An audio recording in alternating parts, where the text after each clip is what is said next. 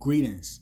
Welcome to another episode of the Insightful Living Channel, where myself, Stephen Harvey, licensed therapist, just comes on here to expound on different life challenges and obstacles that I see that people are faced with, right? From adolescents to adults, personal life, professional life, romantic life. Okay, you can look me up on psychologytoday.com. You can also look me up on helptoadjust.com, the agency that I direct and also work with. Today, we're going to deal with part 2 of surviving adolescence, surviving the adolescent years. I remember my high school days like it was yesterday. All right. And there is a certain, I believe, science on how to navigate the adolescent years. And today I'm going to specifically deal with how to navigate and just maneuver through a violence-ridden area. Okay? If you are an adolescent growing up in an area where there's a lot of fighting, a lot of gang activity, okay, maybe a lot of crime, and this is the culture of your peer group, all right, and you may feel like, wow, how do I navigate my way through this? All right, that's what I want to deal with today. I just want to give you a foundation, a formula of how to think and how to move through to where you can get your respect, right, and not just kind of have a treacherous time, and also get to your desired outcome, which is to become a productive individual, being able to support yourself and your family.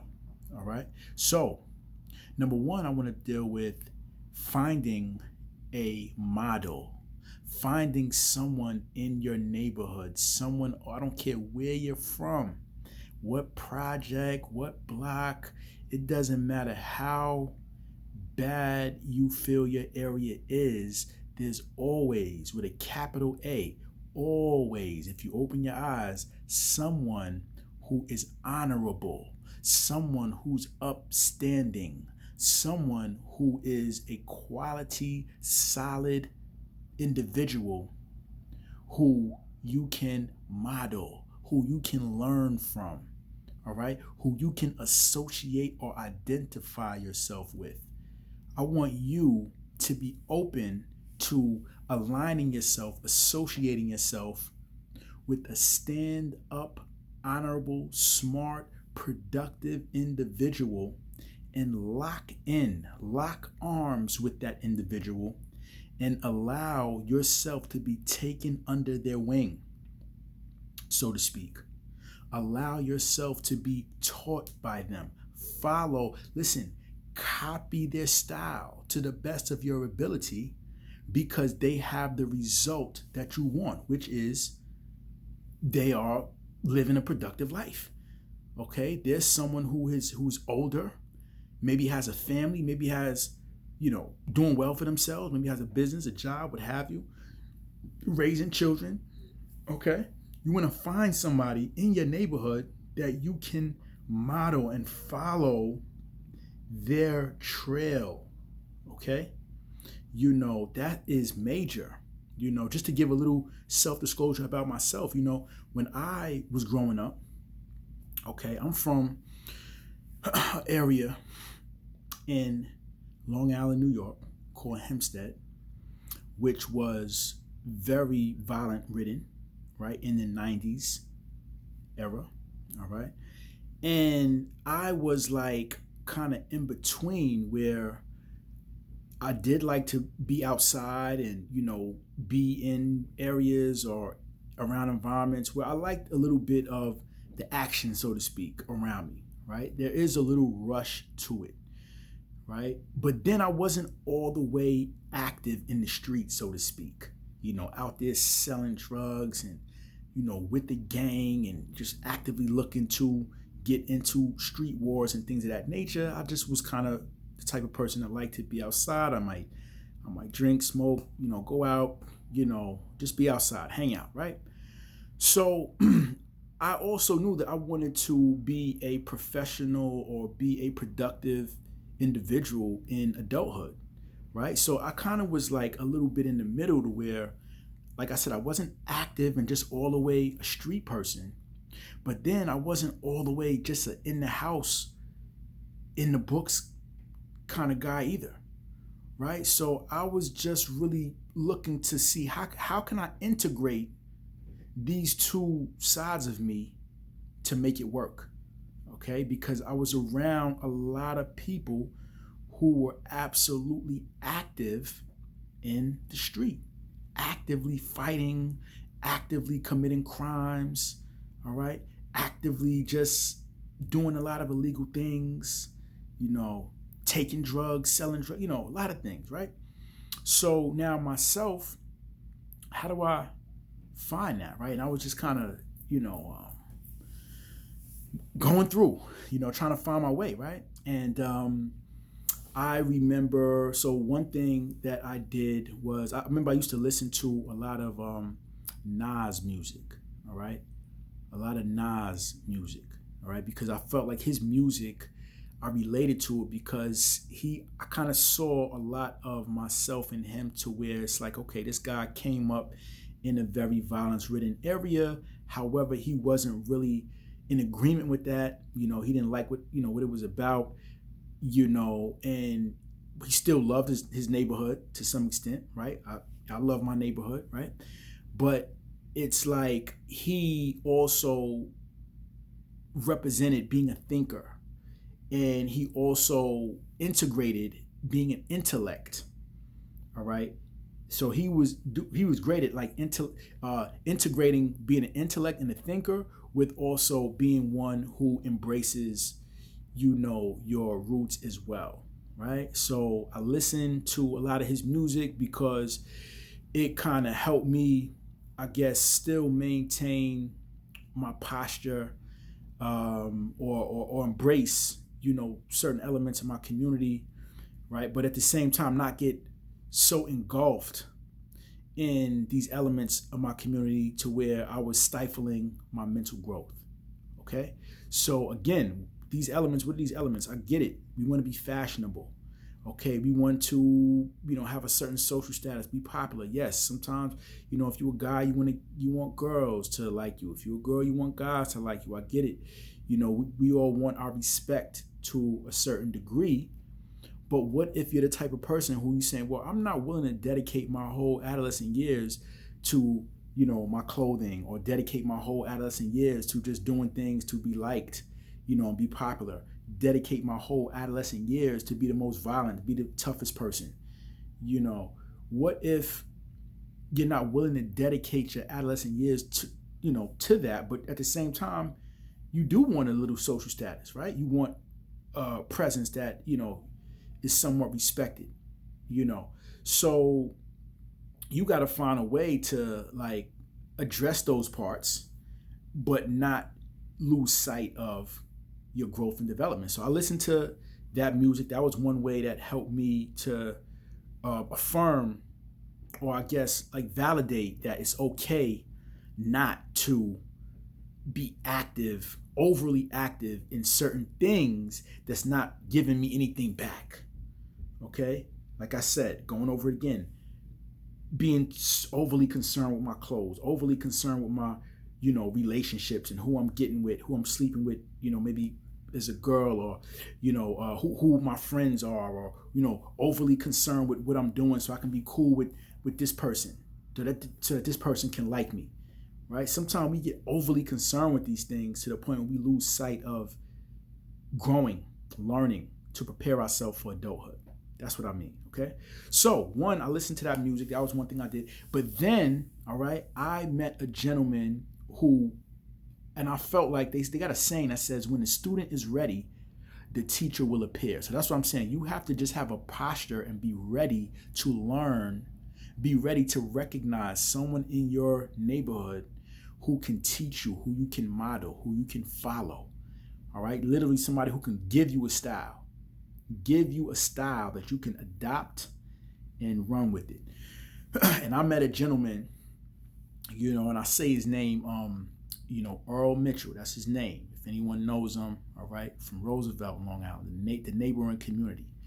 Okay, and I met this guy, and when I met him, he basically embodied the two worlds. That I had in me, but I didn't know how to bring them together. I was kind of like, I didn't know. Okay. This gentleman, when I saw him in a barbershop one day when I was going to get my hair cut. In the 90s, it was about, big gold chains. And, we used to wear this name brand called Coogee. He had this Coogee vest on, boots. I mean, I just thought he was a regular guy just from the neighborhood, just coming in the barbershop, showing everybody love, talking loud, just a regular guy in the neighborhood, right? And then this when it really just, I was like, wow, I was just looking at this guy like, wow. I saw him maybe about 2 to 3 weeks later, or maybe a month later in my school. He came into my high school in a 3-piece suit, all right, with the briefcase, had the same big gold chain on over his suit. And he came in as a professional. Now, what I didn't know, I thought this guy was just a regular guy in the street, in the neighborhood, just around, right? Looking fly, talking slick, what have you. What I did not know was this man was a professional. He was in college. He was working on his degree to be a teacher. So he was coming into the school doing his internship.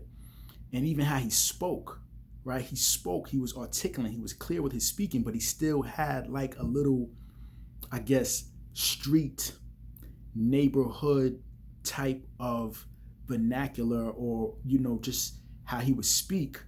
But it wasn't so street to where you thought he was ignorant or he didn't, he was uneducated. But it was enough, I guess, street to his delivery that you knew that he was holding and embracing his roots, if that makes sense. So I like that because, I remember my mother telling me, hey, you got to go to college and you got to go to college. And in my mind, college people were similar to that of, if you can look it up, Carlton on The Fresh Prince of Bel-Air. Like that character on the show, The Fresh Prince of Bel-Air, I thought that's what college people were about. I knew I wasn't that. I saw myself as more stylish than that, a little more charismatic than that, maybe a little more street than that, and I was like, wow, that's not me, So like I said, I was kind of in the middle. So when I met this gentleman, he embodied, embracing certain elements of the community, but at the same time, he was a productive individual. So in other words, yes, he was tough enough to maybe handle his business fighting if he had to, but he wasn't going to dedicate himself to fighting, if that makes sense. Okay? Yes, he knew and maybe spend time with certain people who probably were not in a, progressive track in life, maybe did some things that were illegal, all right? He kept ties with these individuals, but he did not allow the relationship to engulf and negatively influence his progression, if that makes sense. So this is what I mean when I say embracing certain aspects of your community, all right? Because maybe there's some value there. I mean, there is a place for toughness in this world. We all know this, right? But you don't want to get so engulfed in being tough that you stifle your mental growth. You stifle your maturity. You stifle your ability to manage emotions. You stifle your ability to effectively communicate, to effectively listen, to be able to read and write and all these other skills that's needed in business, in the world. Okay, so that's what I mean. Like, you don't want to just be so fly with your clothes, but you don't have any skills, right? You can fight, but you don't have any skills. You can attract the opposite gender, but you don't have any skills.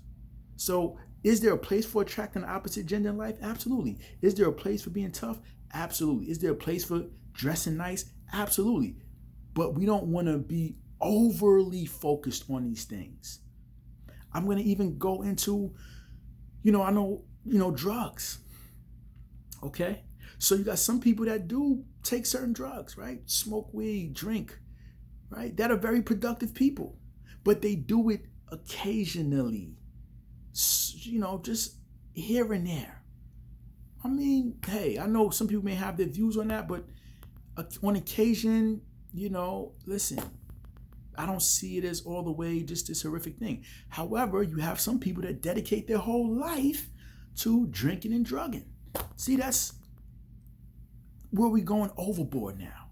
So that's what I mean. Again, there are certain elements in the neighborhood that may serve some value. It may serve a little value. Hey, a lot of big business is done over drinks, okay? At the bar, okay? And I'm not on here promoting drinking, but I'm just saying, my point is we don't want to get overly indulging in certain things that's not going to give us any benefit. We don't want to be overindulging in things that's going to absolutely destroy us. So we have to be able to integrate these elements in a way where it's kept in its proper perspective and it doesn't stifle our maturity and our growth. That's all I'm saying. I hope that makes sense. So really what I'm getting at is you want to find a model in your neighborhood who embodies these things, who embodies a style that you like, that resonates with you, almost to where it's like, wow, I see myself in this individual. Like this individual embodies how I would want to be on it when I'm that age. That's what I mean. If you see someone like that in your neighborhood, align yourself with that person. Augment yourself to that person and allow them to teach you and guide you. Most people are willing and ready to teach and guide. All right. When I met, Earl Mitchell, it was an immediate connection. And I basically adopted a lot of his style because his style resonated with what was in me, the energy that was in me. All right. A guy that was, outside and, liked his neighborhood, liked certain elements, but wasn't willing to allow certain elements to just engulf his life, to just take him in a self-destructive route. Okay. But also was a progressive professional. Okay. And things of that nature. So that's one. Number one, find an upstanding person in your neighborhood. I don't care where you live. All right. I used to teach in certain neighborhoods where they would say, Mr. Harvey, everyone is just, not doing good, or as they would say, bugged out, thugged out. No, there's no community. There's no community where everyone, top to bottom, A to Z, is on the wrong route in life, on the illegal. No, there are in every community some individuals that are there, that are present, that are upstanding, strong, solid, smart people. You need to find that person and align yourself with them and be around them, make yourself available, learn from them, and adopt that style to help you navigate through. All right, I'm giving you the game here on how to navigate through a community where there are a lot of elements, right? Crime, fighting, drugs, just overindulging, sex. That can self-destruct. So that's number one. Number two, okay, I alluded to like violence a lot here, right? The other thing is you got to know on a case-by-case basis when it's time to fight and get into a physical confrontation and when it's time to allow a situation to just disseminate, okay? I don't think it's smart to say, hey, I'm going to fight every time I get disrespected in a certain way as an adolescent, okay? I was thinking about it earlier today, which is what prompted me to come on here and speak on this. And I also had conversations like this with a lot of my young guys, is like there was a certain individual that I went to elementary school with, middle school with, and high school with. And I always knew he was a wild guy. Like he really didn't care too much about progression in life, right? But he definitely was willing and ready to fight and just go to war, right? Physically. That's just how he was. That's the type of individual he was, okay? So my thing growing up was I didn't want to lose my life or, kind of have any final consequences for nonsense. Just somebody want to show off their ego. Like I knew that I had a lot to do, a lot to offer out here in my life, right? So this individual, I remember, one time, this is in high school, matter of fact, and I was putting my book bag on. And in me putting my book bag on, getting it on, my arms kind of came out, putting the book bag on, and I accidentally hit him in his face, all right? Accidentally. So I guess he didn't know, or he didn't. I don't know if he knew it was accidental or he didn't. I don't know. But his immediate reaction was to swing. He didn't swing with a closed fist. He swung with like an open hand, like almost like a smack, like looking to swing at me immediately, right? And he caught me a little bit in my eye. So I'm just looking and I'm in shock a little bit. Like now I'm thinking in my mind, you gotta be, so I'm like, wow. And I knew what kind of guy he was. This guy, he didn't really care. He would go, to the limit over some nonsense. I think I told him my bad. I don't know. It was just high school. And his man immediately was like, told him, hey, chill, relax. And he was like, no, that hurt. And he was angry. So I just sat there and he eventually got his emotions under control and walked off. All right. Now, once some may call it, oh, you soft. They may say I'm soft for not swinging back and not getting into an all-out war with him. All right. You're entitled to your opinion. I will call that being sharp, being wise. Okay. Because I knew what kind of guy this was. I'm not going to get into no whole potentially violent final situation. Somebody get hurt, die, jail time, imprisonment over accident. Mind you, this is adolescent now.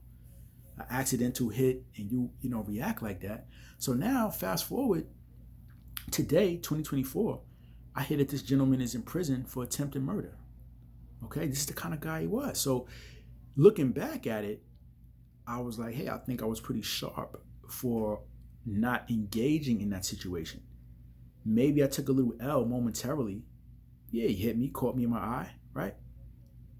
And I didn't retaliate. Okay. Maybe got the best of me in that moment. But guess what? So when they say, hey, I may have lost that battle in that moment, but I won the war, meaning now as men, I got beautiful, two young, strong, sharp young men growing up. I got a beautiful wife, family. I'm here talking with you. Got a thriving career. Okay? I'm doing well. If you see me, I'm 44. But I know I could pass for 34. I've had people tell me that. So I'm doing good. I'm in shape. I'm healthy. I'm fit. Okay? So the overall bigger picture, I got that. To be honest, this individual is caged in. As tough as he is, I guess, right? Quote unquote. I mean, if you want to call that tough, he is caged up and his whole life is controlled by other people, right? Freedom is done. Okay. The 13th Amendment in this country says that slavery is abolished unless you get incarcerated. So basically meaning if you get incarcerated, you are relegated to that of a slave. All right, so these are things that you need to think about as an adolescent. All right, when you have confrontations with people, you got to size it up. Mind you, when this happened, this wasn't like in front of a big old crowd of people. This was kind of like off. It was like a one-to-one situation, just me, him, and his friend. Okay, so I chose to let that situation go. There's another situation I remember in middle school where it was just me and a young man. I had a hat. It was like a cream hat. It was real nice, suede, black brim, real smooth hat. I had it. It was just me and him. It was after school, and a young man came up to me. He said, "Oh, I like that hat. Let me see that." So I let him hold my hat. He looked at my hat. He liked it. He said, "Oh, okay, this is a fly hat," and he just dropped it on the ground. Just dropped it. Just dropped my hat. So that was him, like kind of testing me or what have you, right? And again, this is another wild guy, right? I told you I grew up around a lot of wild guys. Some of these guys are no longer here. Some of these guys are incarcerated. Some of these guys transform their life. Okay, but at this particular time, me coming up, I'm thinking in my mind, yes, I'm not looking to be just a straight 100% victim to where hey, I'm the guy to come to when you need to smack somebody up, rob somebody. I knew, hey, I'm not going to be that guy. But then on the other hand, I'm not going to be foolish and go to all-out war with somebody who I knew at that particular time had nothing to lose. Okay, that was really my only fear growing up, was that I didn't want to get into confrontation with anyone who they didn't care about their life. Hey, take me to jail, so what? Kill me, so what? I don't care. See, I'm not trying to get into confrontation with somebody like that. If someone like that wants confrontation with me, hey, you got it. You got it. You want to feel tough? You want to feel like you asserting yourself in a situation? You got that. See, all of you got to make a decision on drawing the line between being soft and being smart, being soft or being wise. You got to make that decision. Where is that line drawn for you? See, now when the situation when that kid caught me, when he swung, right? The other one when the kid dropped the hat, and I let both of those situations go. I just picked my hat up, said, all right, man. I didn't look at that as being soft. I looked at it as being wise because I knew who I was dealing with. And I said, I'll let them guys get that if that's what they need. Now this wasn't a situation where with these two individuals it was like an ongoing type of terrorizing thing. Yeah, in that situation, yeah, you gotta definitely fight. I'll just say that if you have a situation, and that's what I want to talk about, how to know when it's time to fight, okay, and when it's time to refrain. If it's a one-off situation, you gotta read it. It's a case-by-case situation. You gotta feel. Okay? If you feel that you are potentially getting into confrontation with someone who has no care and they're willing to go to the absolute extreme, whether it becomes life or death or jail time or what have you, and this is something very minuscule, okay? It's not about protecting your family. It's just about something, like I say, a hat dropped or I accidentally hit you or stepped in your shoes, something like that. I would say, let that situation go. That's called being smart. When they say picking and choosing your battles, how is it smart to go to war? Oh, I'm not gonna let anybody disrespect me like that. Okay, I get it. However, look at what you're risking versus what you are gaining. What are you gaining from that? I don't know, maybe a ego win in that moment. But to me, you're risking too much. You're risking someone potentially getting hurt badly, possibly killed, possibly, legal jail time, right? You're risking a whole lot, right? Blood being shed, okay? Injury, permanent injury, whatever, right? You're risking all of that potentially. And what's your reward in that situation? Okay, maybe you showed that person that, hey, I'm not the one to, violate like that. Okay, maybe. And the reason why I say maybe is because the person may say, okay, oh, you got the best of me. Okay, what? You know what? Let me come back with a weapon and get him with this weapon. You know what? Let me go get my rest of my team and we're going to come back and I'm going to show him. That's why I say maybe. You got to read the situation basically. You got to go with your instinct.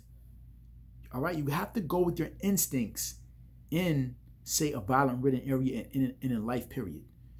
All right, so instinctively, if you feel that this is not a situation that is going to negatively affect the rest of your days, let it go.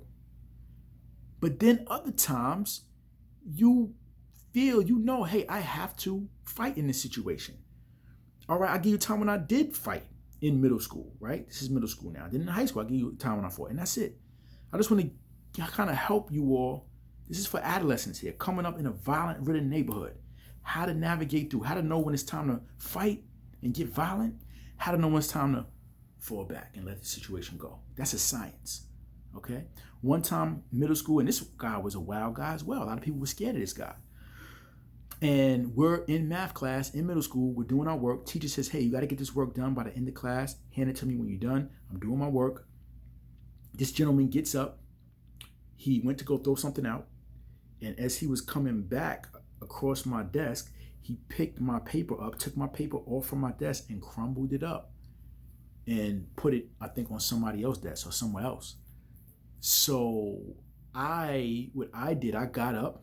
And I went to go get his paper to crumble his paper up. And he says, get off my paper, call me some choice words. And I'm still going after the paper because in my mind now we're talking about my work, my school work. I wanted to, like I said, I always had that side of me of keeping my situation, my life progressing. Okay. So he's literally directly affecting, that progressive side of, So I didn't get off the paper and he said, hey, I'll kick you in your neck. And we started fighting. It was a big fight or what have you. And, that was that. But see, the thing is, check this out. I didn't even know a lot of people were scared of him.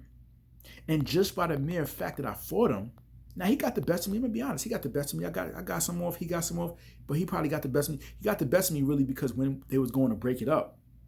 So when they was going to break it up and I was like, okay, it's over, the fight is over. He was still trying to get out of the hold of the teachers breaking him up.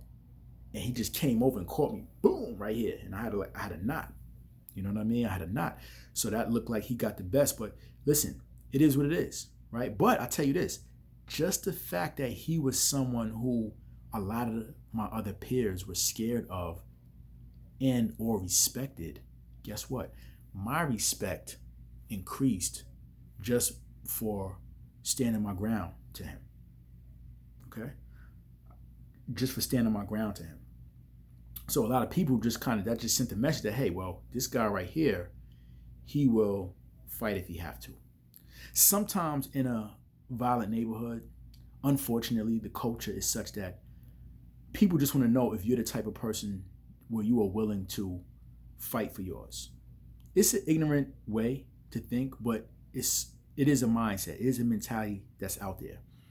So sometimes you may have to, I would never tell any of you adolescents, never fight. I would never say that because it's not realistic. Okay? You just got to be smart with how you do it. So, sometimes you may have to fight just to send a message that I will go there if I have to, but you want to move in a way where you are demonstrating, I'm not about that. I come in peace. I'm not coming trying to fight with y'all for, one of the things that I always had in my mind was, what sense does it make two people fighting and at the end of the fight, nobody made no money. Nobody made any money. I win, you win. What did I get out of that? What did you get out of that? Nobody got anything. You still a young teenager trying to get your footing out here in the world. So a lot of these fights are for nothing. And that was something else I had in my mind. If I'm going to fight, it has to be for something. I'm not going to fight and put my life on the line, my freedom on the line, fighting over some ego, false ego. Somebody want to feel tough. Listen, go ahead. You got that. All right. So this is the kind of thinking you have to have. You got to see yourself as bigger than these little peasant battles. You got to see yourself as royalty.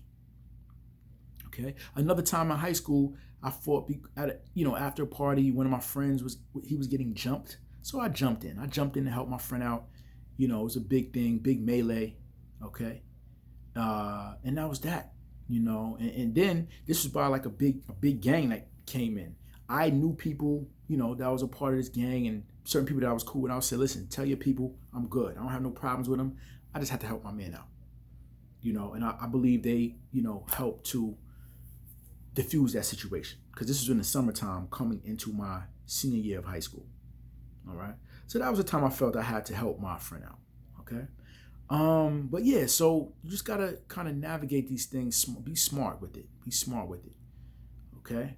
So that's all. Number one, we're talking about surviving adolescence. All right. We're talking about how to especially navigate a community that's violence ridden. Find a model, find a teacher, find someone who you can learn from, who you can model their style. Find them, okay, and just follow their way. They made it through, and they made it unscathed. They're doing well. Obviously, plus, hey, they might have come from that same neighborhood or same type of neighborhood. They must know something, right? Okay, especially if you see that they have respect, they're respected. Hey, this young lady may know some things. Find them, follow them. They're everywhere, in every neighborhood. Okay? That's number one. Number two is when it comes to the fighting thing, you don't want to be the type of person who's willing to fight and go all out war over small, minor, minuscule things. No, that's not smart. To me, that's not tough. That's foolish.